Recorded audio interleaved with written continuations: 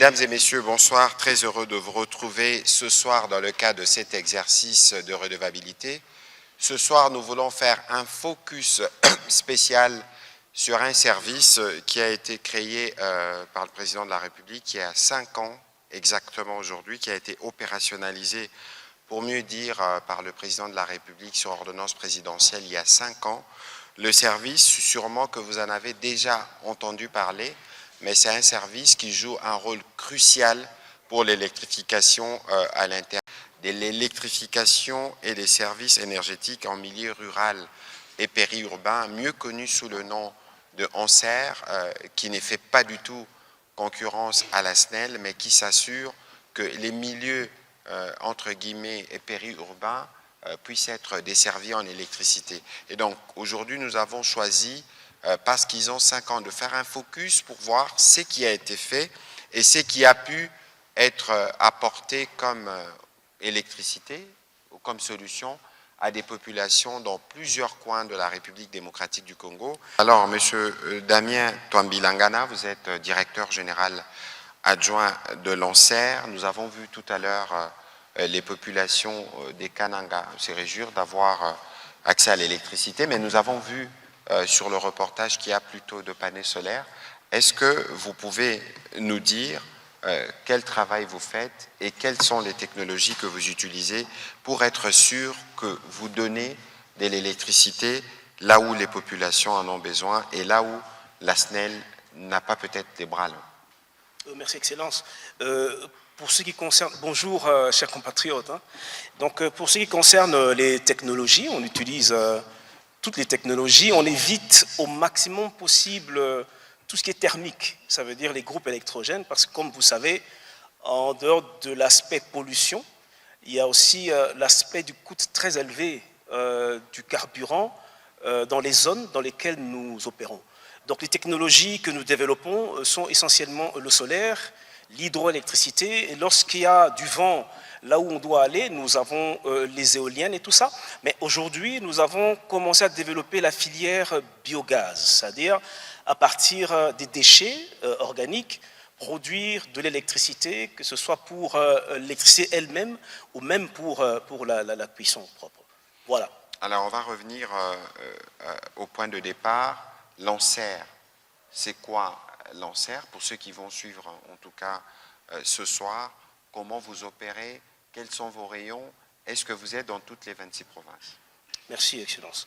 ANSER, en fait, c'est l'acronyme de l'Agence nationale pour l'électrification et services énergétiques en milieu rural et périurbain.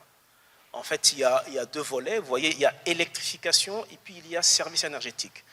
C'est-à-dire même lorsque on devrait produire de l'électricité, on devait électrifier des entités rurales, il faudrait impérativement que cela s'accompagne d'un programme de développement des projets d'usage productif qui vont garantir en tout cas un développement socio-économique de la zone. La mission de l'ANSER, effectivement, c'est la promotion de l'électrification dans les zones rurales et périurbaines. Aujourd'hui, on fête 5 ans. ANSER a été opérationnalisé le 17 juillet 2020 et aujourd'hui c'est 17 juillet 2025, on a 5 ans et le but c'était évidemment de pouvoir montrer ce qu'on a pu faire les 5 premières années et évidemment partager aussi nos perspectives pour les 5 ans qui arrivent. Alors, dans un premier temps, c'est clair qu'il faut planifier. Nous avions commencé par réfléchir la planification. C'est un secteur nouveau qui a été libéralisé à peine en 2014. Le PCA reviendra sur l'historique. Nous avions donc commencé par la planification. Et dans le cadre de la planification, nous avons produit ce que nous appelons les plans locaux d'électrification, les PLE. La RDC compte 145 territoires. Aujourd'hui, nous sommes en mesure de vous dire la stratégie d'électrification territoire par territoire. Chaque territoire a ses réalités et chaque territoire a une stratégie bien précise d'électrification. Et c'est un plan qui se met à jour régulièrement. Et après cela, nous avons à l'issue de ces PLE, donc ces plans locaux d'électrification, on a dû dénombrer une histoire de 1100 projets à peu près. On a listé plus de 1100 projets sur l'ensemble des 145 territoires. Et nous avons mis en place ce que nous appelons le PIP, le programme d'investissement prioritaire, d'à peu près 270 projets. Et de ce programme d'investissement prioritaire, nous avons extirpé à peu près 65 projets en cours, 22 qui sont terminés, et il y en a à peu près 43 qui sont avec un taux d'avancement moyen des 60% et qui sont en cours. Pour le reste, c'est que nous avions au départ évidemment un target. Quand on commence, on se dit par rapport aux besoins, la première année déjà nous allons développer 744 mégawatts par rapport aux besoins. Mais effectivement, les 5 dernières années, nous avons pu développer, c'est minime, mais il y a beaucoup de contraintes, plus ou moins 30 mégawatts, qui ne représentent pas grand-chose, mais par rapport aux chiffres.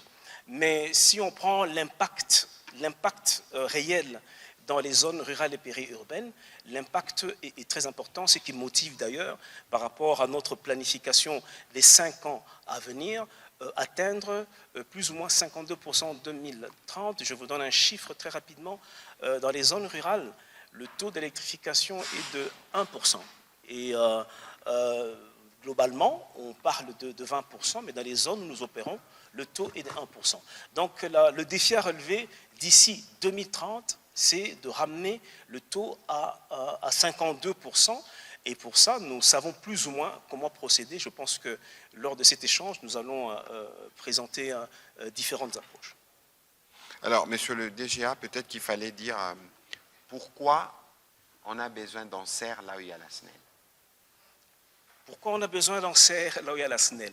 C'est plutôt là où il n'y a pas la SNEL. Je parlerai plutôt qu'on a besoin de l'en serre là où il n'y a pas la SNEL. La SNEL, généralement, dessert les zones urbaines.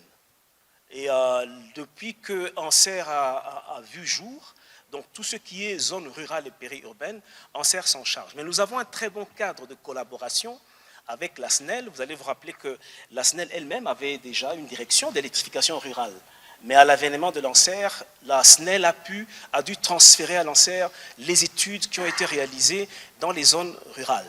Aujourd'hui, nous opérons là où la SNEL n'est pas, mais même là où la SNEL est, ça nous permet de pouvoir développer autre chose. Je donne un exemple. Nous avons un grand projet qui se développe à Kananga, Mbombo, 20 MW, 19 MW plus ou moins. Nous avons prévu, par exemple, de pouvoir injecter un certain niveau de puissance dans un poste de la SNEL. Parce que la SNEL a déjà un réseau. En injectant un certain niveau de puissance dans son poste, ça peut automatiquement desservir une partie de la population et le reste de puissance, on peut desservir les autres zones rurales et périurbaines. Donc nous opérons essentiellement là où la SNEL n'est pas, mais là où elle est, on essaye d'avoir quand même un cadre de collaboration.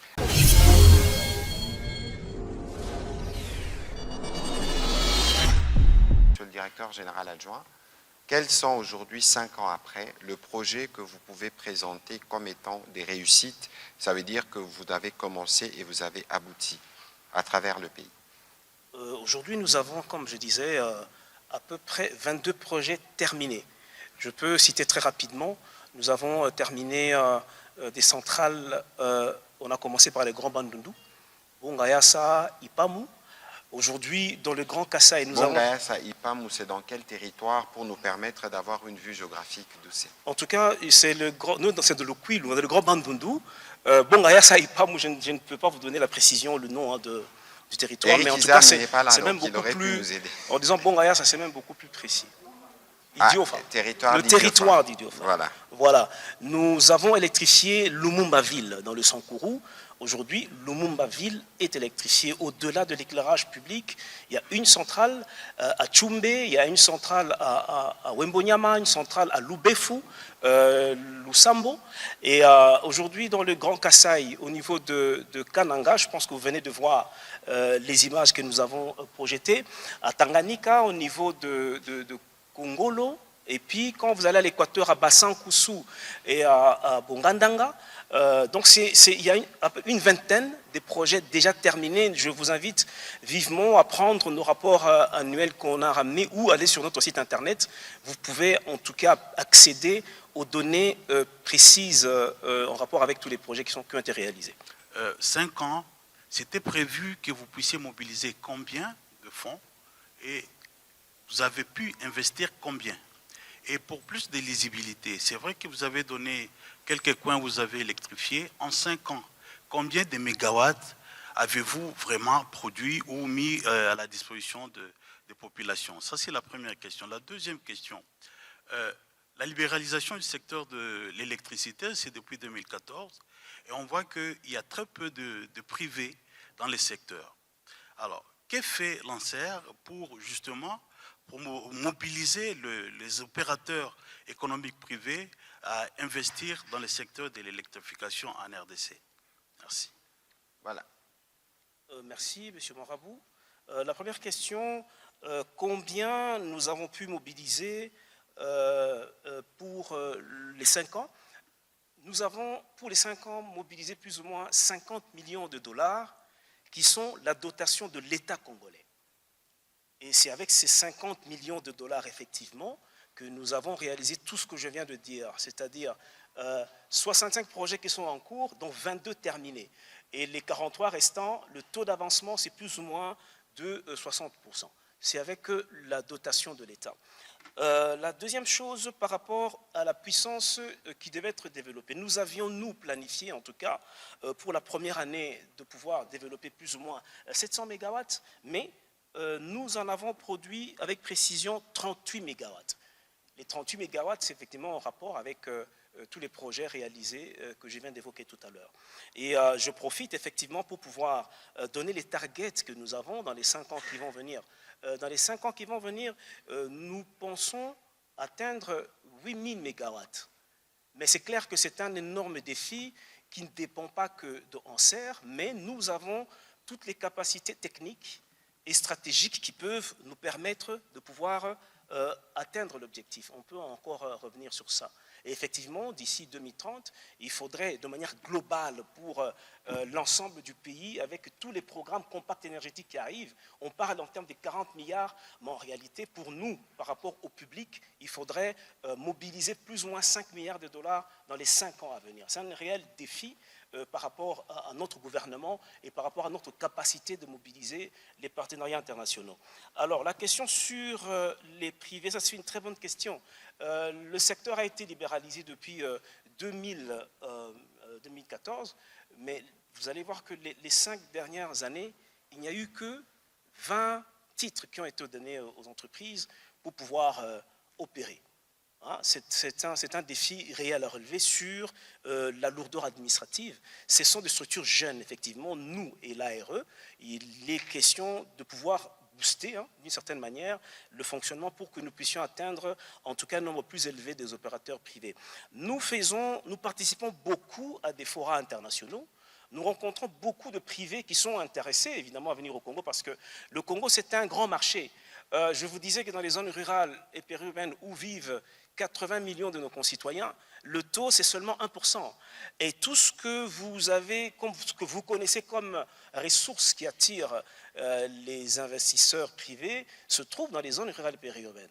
Ce qui fait qu'il y a un grand intérêt. Chaque fois que nous participons à ces forats, nous sommes approchés, nous faisons des démarches, mais nous sommes approchés par ces gens. Ce qui arrive, c'est que nous avons ce qu'on appelle, on a construit ce qu'on appelle le guide de l'investisseur dans notre secteur. On sait comment on l'accueille, on essaye d'identifier ses besoins, on essaye de voir quels peuvent être les goulots d'étranglement et nous l'accompagnons. Nous sommes un établissement public. Si lui doit obtenir un titre auprès de l'ARE, c'est une structure sœur. Donc on a des passerelles beaucoup plus faciles. S'il faudrait qu'il obtienne un agrément au niveau du secrétariat général, nous sommes un établissement public, on a des passerelles beaucoup plus faciles.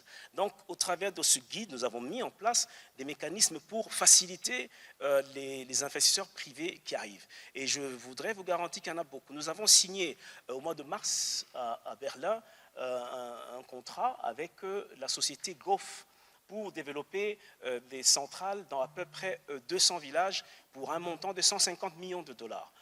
On a signé un protocole d'accord avec la société Angélique pour aussi plus ou moins le même montant.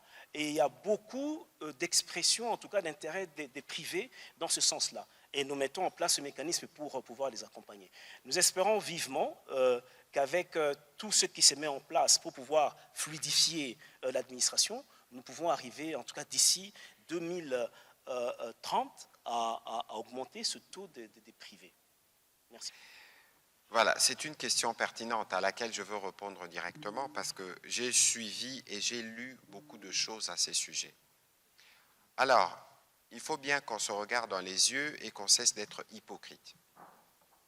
Lorsque la circulaire a été prise au niveau du ministère de l'Éducation, la circulaire n'avait pas pour vocation de faire croire que le gouvernement s'est mis dans une position d'encourager. Attention. Parce que une jeune fille enceinte à l'école, c'est les résultats de plusieurs failles. D'abord, il y a la faille de la maison, en termes d'encadrement. Sûrement qu'à un certain niveau, il y a peut-être la faille de l'école et qu'il ne faut pas oublier que nous avons une constitution qui consacre le droit à l'éducation et qu'on ne peut pas en aucun cas penser exclure une jeune fille parce qu'elle est tombée enceinte. Ce serait une double punition. Parce qu'il y a des enquêtes, notamment les enquêtes de population EDS, vous pouvez le lire, qui démontrent que plus les femmes sont instruites, moins elles tombent enceintes. Parce qu'elles apprennent comment se protéger. Et donc, lorsque vous dites que ces enfants ne doivent pas aller à l'école, vous les discriminez. Et en les discriminant, il y a non seulement que notre propre constitution dans ce qu'elle stipule est violée, mais n'oubliez pas que la République démocratique du Congo est signataire de plusieurs conventions internationales. Il existe une convention de droits de l'enfant qui proscrit toute forme d'exclusion de l'enfant à l'école. Et il ne faut pas oublier alors, parce qu'une élève, nous partons du postulat qu'elle est mineure, peut-être qu'elle a été victime. Le bourreau, il est où? On en fait quoi? Le bourreau, là, qui est derrière cette grossesse. Alors, je veux bien comprendre les positions idéologiques de l'Église, mais ici, il faut faire attention. Parce qu'aujourd'hui, à la différence de notre époque où nous n'avions que le ZRT, il faut admettre que nos enfants ont accès à une masse d'informations en même temps. Ce n'est pas seulement les réseaux sociaux, mais c'est aussi toutes les chaînes qu'il y a avec les différents télédistributeurs que nous avons. Alors, est-ce que nous devons continuer à être conservateurs, entre guillemets, hypocrites, et n'est pas aller donner une réponse à une problématique sociale qui est vécue?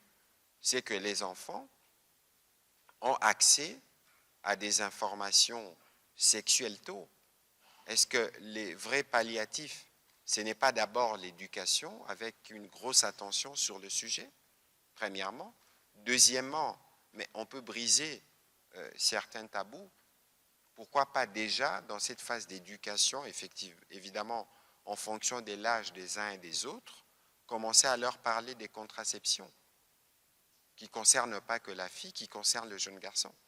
Et donc c'est un problème sociétal, c'est un débat de société que nous devons y compris avoir avec l'Église, parce qu'il ne faut pas se tromper. L'Église, qui est notre partenaire dans la formation ou dans l'éducation, doit aussi, sur certains sujets, regarder comment évolue le temps. Non pas pour en faire l'apologie, mais pour être sûr que nous avons donné à nos enfants la possibilité de se prémunir ou de se protéger et d'éviter des cas justement où on a des filles grosses à l'école.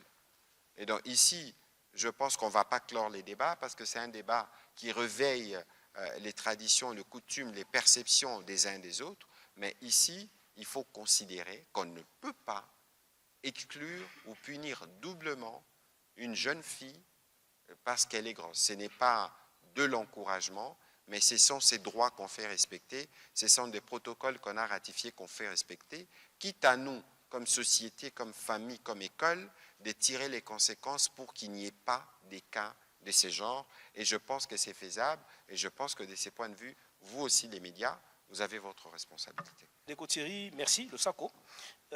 Motuna liboso, olingina ça la résumé. Ya makambo tout na lobia. Na lingala. Bon, toromeka. Tolobi boé. 1%, 80% ya bandeko na biso bavandaka na bamboka. Baza na lotiliki te. To na bango ya lotiliki eza 1%, c'est-à-dire aux unités bato 100, eza mutu moko aza na courant. Et puis courant moko peka ya manœuvre. Mokonzi ya mboka à comprendre que population na baza même belé koleka biso na kin koleka ba grande ville. Développement normalement il faut bande la côté kuna po ba ressources na biso pe belé ezali peka côté kuna. Yango wana asali ke eloko ezala en serre. En serre les agences au mokonzi ya mboka a lancé pona to mema lotiliki na 80 millions d'habitants bato bavanda ba mboka. Même esika ba ressources même tant to lo masolo ba mine ezaka na ba mboka wana pekaka. Apesi biso ndingisa na makoki ya kosala eloko wana. Biso to banda musala na 2020. Yango na lelo tozo fêter 5e anniversaire na biso na 2020 5 ans. Mutu oyo apesa biso mbongo mutu ali boso. Eza mokonzi ya mboka. Azwa 5 millions de dollars na ba dotation na moko personnel, enfin personnel, dotation présidentielle. Aye achaki yango na fond mwinda on a permettre biso et un levier financier to meka partir il y a 5 millions na to mobiliser davantage mbongo wana eza na kata fond mwinda mutu ali boso o yazo croire na eloko wana o akroyaka na a comprenara vraiment avec beaucoup de précision impact ya électricité dans mboka en tout cas mokonzi mboka na acte o ya salaki wana. Deuxième chose, lelo tosi to sali ebelé. C'est vrai que tant to bandaka to lobaki to sala 744 mégawatts. Mais les lots, to komi, na niveau morobo ya puissance, et sali que tous en ma coquille à repé sa lotili qui n'a pas ménage, batouté, ménage, 95 000. Libota. Hein, libota. Obi na mboka to bota rebelle, hein, libota. Ménage moro na mboka, bazata 10 personnes. Donc, tous en les lots, na ma coquille à repé sa lotili qui na 95 000 ménages. Tout ça, le projet, les lots, ils allaient 65. Tout ça, la liste, il y a 1100 projets, mais selon ma coquille, tout ça, qui jusque-là, ils ont 65. Mais ils ont tant au mot et d'agibiso to comprendre le système, to comprendre le réseau, nous avons les lots, tous une expérience. Nous avons dit que na bambou la mita nous ezarouya, tout ça, ils sont ébélés. Pour ce qu'on a une expérience, il y a monene. Donc 65 projets, 22 et Cécile. Au moment na bilili or bazola ka sabande na biso ne bazo sepela. Courant ezana tozana nazana mwa na ngambo kwa utaka libanda aye na vacances. Alobi mais papa tango courant ezo kende na mwa neti soki courant ke cerveau na ngape ekangami. Soki courant ezongi cerveau pe elamuki. Mais alobi que c'était anodin mais ça sérieux. Le lot esengeli bato mayele. Babanda osala ba recherche pour na royeba impact d'ici 10 ans. Il y a manque ya lotiliki na mitu ya ba na biso. Biso mto osala misana na mboka ngana vanda na mboka na. Na matana ba moto na sala ba 1000 km na sota ba nyoka. J'ai vécu dans ces zones-là, j'ai vu ce qui se passe. Na kena ba école. Moi nana oyo azana courant te eza pasi. Eza défi munene oyo mo kontambo ka pesi biso. Et tozana na elika que toko atteindre yango façon tozo travailler. Donc 22 projets déjà réalisés na bamboka ebele bandeko bakoki pe soki moyen ezali na ba site internet yango na pe elika na ba journaliste pour na ba faciliter accès na site internet na biso. To na motuna ya communication. Tozana remarque wana ebele que to communiquer ka ebele penzate mais nous sommes conscients to tient en place direction mobimba ya communication. En tout cas, que les journalistes se basent à la libre, il y a qu'à contacter biso, to connecter bangona service de communication pour basunga biso basunga mboka pour un message oyo et comment Oui, le seul fait que Moutou a moni que na mboka morobo et Moutazu courant, et puis ça a espoir. Et puis ça espoir. Et puis toujours garantir que biso tous un plan. Tous un plan pendant il y a 145 territoires. Na minute to yebi ni faut au sala, ndenge ni faut au sala. Pour na repérer sa courant na 145 territoires. Et puis tu tiens en place ma stratégie wana. Et là quand les autres ça peut espoir bande qu'on a besoin. En tout cas ceux qui ba journalistes ba ko kipe ko sunga biso na et là qu'on a communication pour atteindre la zone où il y a misika et aux alamalam. Merci. Alors, je crois que Zaki briefing moko spécial. Parce que mingi to mesana ka robeta masola politique. Na ba journaliste, na classe politique to lula ka politique. Et puis politique o ya biso pe tona nango ka polémique. Babilo kwa boye ba oyo bazana ngambo mususu ba opposant. Est-ce que en serre eza projet mabe proposition ni ba oki kopé sa pona ko améliorer parce que moni otosali lelo eza pona ko lakisa bino ke musala obiso tosalaka malgré contexte à guerre eza pona ko toucher ba vie ya ba congolais bisika bazali nako banda place ya silisi alobi bazana projet ya électrification il y a 145 territoires. Boyebi peke biso na 145 territoires, tozo tonga ba école, tozo tonga ba centre de santé, tozo tonga ba bâtiment administratif. Siko combinaison ya courant na ba projet o tozo mema. Ozo mona kezo créer ba écosystème moko à la base, ou ko permettre à la population na biso progressivement ba banda ko se développer. Nani akoboya. Le journaliste interpellation ça que binope bokende pe na terrain boke kotanji li brasserie awa parce que basala pe busala balobi na milieu périurbain awa kana Kinshasa bosali pa enquête bolakisi bobi anser ango balobaka est-ce que pe saka pe résultat yango progressivement tokobanda kokota na bino na ba débat de fond au-delà évidemment ya ba sujet d'actualité. Ba débat onde ko sala ke bino na biso tozala malembe kopé sa contribution pour Congo kende liboso.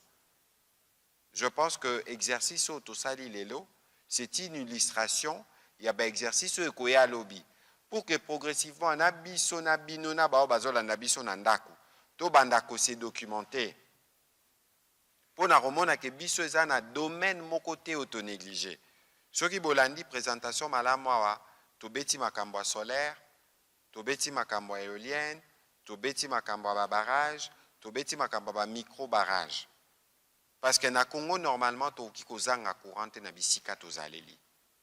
Yango président Félix Antoine Tshisekedi yemoko apesaki 5 millions de dollars. Ndenge DG alobi awa. Pour na repesa exemple.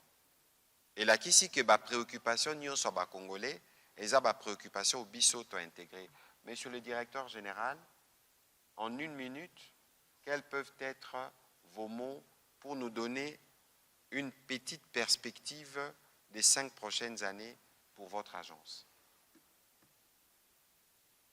Merci beaucoup, Excellence. Les 5 prochaines années, le défi, c'est d'atteindre 52%. Aujourd'hui, le taux qui est communiqué globalement est autour de 20%. Ça, c'est dans la globalité quand vous prenez et les grandes villes et vous prenez les milieux ruraux et périurbains. Mais les zones rurales, c'est seulement 1%. Le défi que nous avons pour les 5 ans à venir, c'est d'atteindre 52%. 52%, c'est-à-dire nous sommes appelés à pouvoir développer plus ou moins 8000 mégawatts dans les 5 ans à venir. Et cela est possible. Je voudrais tout simplement dire que nous avons aujourd'hui les capacités de le faire. Nous avons une bonne expérience et des grandes capacités d'atteindre cet objectif. Nous allons vraiment travailler énormément sur la combinaison de tous les facteurs qui peuvent permettre que nous puissions atteindre l'objectif. Et lorsque je parle de 8000 mégawatts, nous atteignons à peu près 40 millions d'âmes. 40 millions de personnes, ça veut dire plus ou moins 5 millions de ménages. C'est un target, c'est un objectif qu'on peut atteindre à la lumière de ce qu'on a mis en place comme stratégie. Mais encore une fois, c'est une combinaison de plusieurs facteurs. L'impact en fait que nous allons avoir, l'excellence l'a évoqué tout à l'heure, je vais peut-être m'arrêter là aussi, c'est un peu l'impact sur toutes les structures sociales. Ce matin, nous avons été reçus par le ministre de la Santé. Nous l'avons vu parce que nous avons au Fonds Mwinda un programme santé. On a un programme éducation, programme agriculture. Programme santé, le ministère de la Santé a une cartographie de tous les centres de santé de la République et nous, on a un programme santé. On est allé voir la possibilité de mutualiser les ressources pour que tous les centres de santé, particulièrement ceux plutôt qui ont déjà été construits dans le cadre du PDL 145 territoires, que nous puissions les connecter soit à partir de nos centrales existantes ou alors dans le cadre de notre programme. C'est pareil pour l'éducation, pareil pour l'agro-industrie. Je vais conclure en évoquant très rapidement l'opportunité de ces tractations effectivement qui se font entre les États-Unis et notre pays. C'est une énorme opportunité. Au début du mois prochain, il y a un grand sommet dans le contexte de ces deals, essentiellement sur l'énergie. 300 000 entreprises américaines sont intéressées à venir investir en RDC, pas seulement dans les secteurs miniers, bon, comme pensent beaucoup de personnes, mais c'est dans tous les secteurs, particulièrement le secteur de l'énergie. Et ce que je voudrais dire que toutes ces entreprises qui viennent, pour qu'elles soient opérationnelles de manière efficace, il faut l'électricité. Et aujourd'hui, nous avons déjà commencé à anticiper en combinant en fait déjà des réflexions pour voir comment est-ce que, lorsque ces programmes commencent à s'implémenter, que nous ne puissions pas avoir de gros soucis d'électricité. Merci. Voilà, merci. On va terminer, évidemment, on aura l'occasion de balancer après des annonces, un spot des activités que vous avez prévues prochainement. Merci à vous d'avoir participé. Merci au PCA et à toute l'équipe d'ANSER qui s'est associée à cet exercice de redevabilité spéciale, qui a voulu se focaliser sur ce que vous faites en termes de travail pour électrifier nos milieux ruraux et périurbains. Je ne saurais terminer sans vous rappeler que le choléra circule et qui a nécessité pour nous tous de nous assurer que nous respectons les mesures préventives, notamment les nettoyages de mains et d'éviter de faire de l'automédication lorsque l'on remarque qu'il y a quelques symptômes et aller aux centres qui ont été indiqués au briefing de la dernière fois avec le ministre de la Santé. Merci et bonsoir chez vous.